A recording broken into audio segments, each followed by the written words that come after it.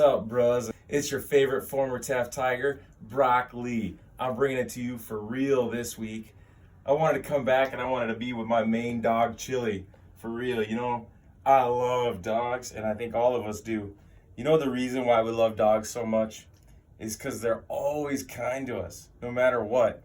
I swear on God, man, no matter what you're going through, dogs are always there to take care of you and be kind. And I think that's something that, as us human beings, we need to learn that and start spreading that everywhere. Then show that real Riz. That's facts for me, Brock Lee. So, have a great day. Hi, Taft Tigers. Mr. Gilchrist here. I'm actually coming to you from my home, talking about this week's character trait and character education. We got to start with Brock Lee and kind of what he presented there at the beginning video, at the intro video. Brock was talking a lot about dogs and how awesome they are. And it's interesting kind of phenomena to me is that as long as a dog isn't barking or going after you in any way, people love dogs. So anytime that a dog is calm and kind and meek, people love them. And that's almost across the board. There's very few individuals that don't like dogs.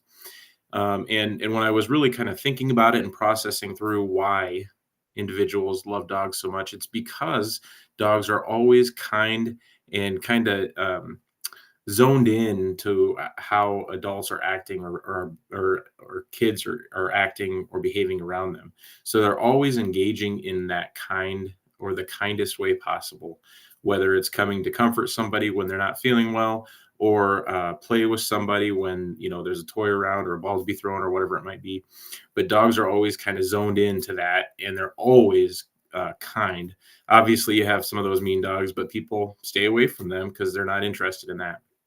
So for the next 3 weeks, we're really going to dig deep into kindness and what it is and what it means. When we talk about kindness, I've learned over time that kindness is important, and it comes out of a sincere feeling or a sincere affect that you give when you talk to individuals or when you interact with other individuals.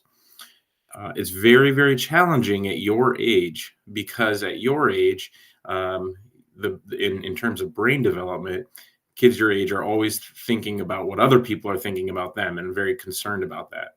And so a lot of times that kindness or sincerity in the way that you act is kind of masked, and instead you use sarcasm. So we're going to talk about that. First, though, I'm going to present my screen here. And we are going to talk about some definitions because we got to understand some things first. So the first thing I'm going to talk about is the definition of sincere. When we talk about being sincere or somebody who is sincere, they are free from pretense or deceit, proceeding from genuine feelings. So when we talk about that, it's all about being genuine and being real. When I work with individuals every day, day in and day out, I really do strive to be as real as possible and not trying to hide anything or send any different messages when I talk to them. I try to say what I mean and mean what I say. And then when I looked at the word sarcastic and the definition of that definition is marked by or given to using irony in order to mock or convey contempt. So when I looked at those two definitions, I really saw being sincere and being sarcastic as virtually opposite of one another. So if you aren't being sincere and you're being sarcastic instead, it is really, really, really difficult to have that kindness shine through.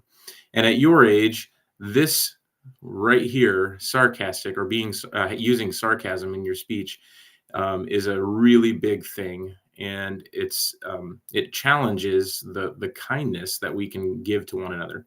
So I actually found a blog about how sarcasm actually kills relationships. This was written about 3 years ago. And I'm going to scroll down to the bottom. It's always important to check your sources and who is writing what.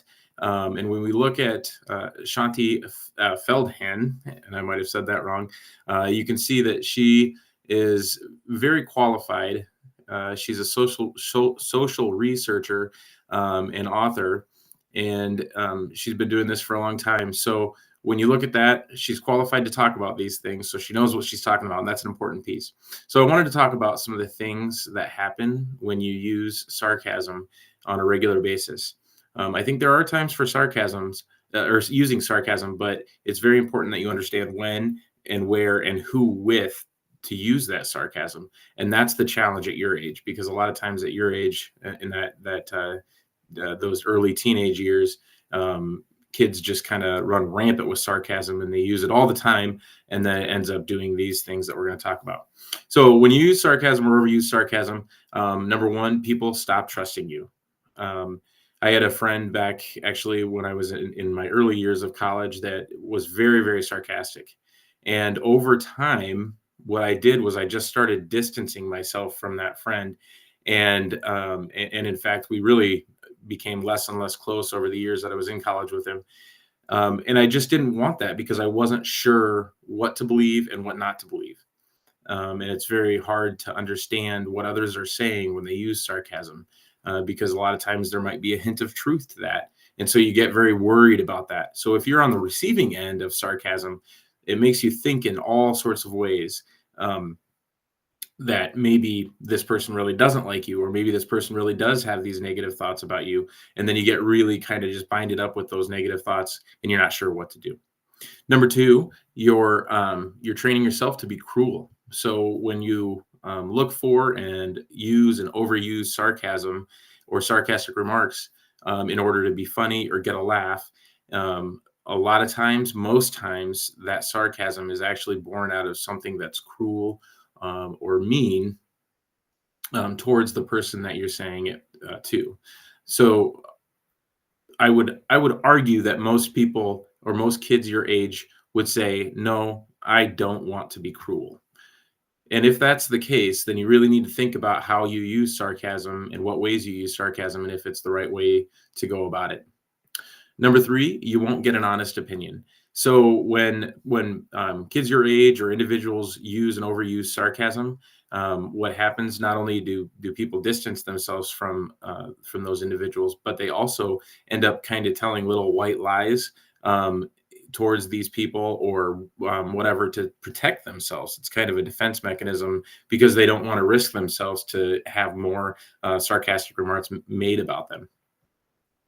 Number four is forgetting true closeness. This comes back to that lack of sincerity. When we talked about being sincere, it's that realness, and realness comes out of being that having that sincere attitude or sincere words.